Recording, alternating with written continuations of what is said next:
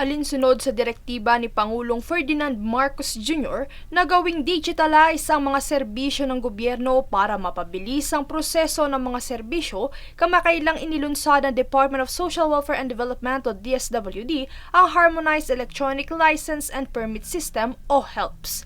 Ang HELPS ay inilunsad sa nagdaang anibersaryo ng kagawaran noong 18 ng Pebrero. Layo nitong i-streamline ang mga regulatory services ng kagawaran at magkaroon ng portal para sa mga automated system ng kagawaran gaya ng Standards Bureau. Sa pamamagitan din nito, mababawasan ng korupsyon dahil sa pagkabawas ng human intervention sa proseso. Bukod dito ay nabawasan na rin ang bilang ng mga kinakailangang dokumento maging ng bilang ng araw ng pagproseso nito. Mula sa dating 3 to 20 days na proseso, ito ay 3 to 7 days na lamang, habang ang mga dokumento naman ay kalahati ang bilang na nabawas. Sa naging talakayan ng DSWD nitong Webes, ipinaliwanag ni Atty. Megan Therese Manahan ng Standards Bureau kung ano ang gampanin ng HELPS sa proseso ng pag-apply sa mga nais magbigay ng donasyon at mga fundraising. HELPS and Kaagapay, ano bang connection nilang dalawa? Under law po kasi, if you do public solicitations, nagpa-fundraising po tayo, nakikita natin yan sa Facebook, sa online na parang nagpa-fundraising. Dapat po may permit yan from DSWD. Makukuha natin yan through HELPS. At para maging parte ng kaagapay ay kinakailangang makakuha ng public solicitation permit sa pamamagitan ng HELPS.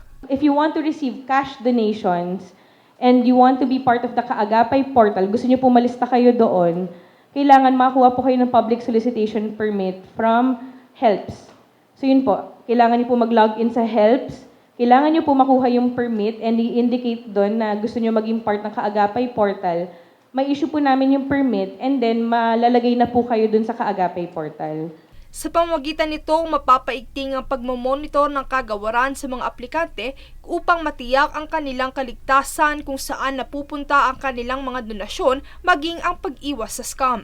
Pahayag ni Atty. Manahan, noong wala pa ang kaagapay, maraming mga inquiry o mga report na natatanggap kung totoo ba ang mga foundation na kanilang nakikita online, at dahil sa kaagapay, may listahan na ng pagbabasehan para sa mga lehitimong foundation.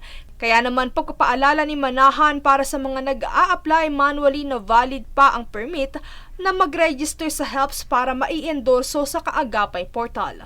If you want to be part of the Kaagapay portal and you want to receive cash donations, that you register through HELPS.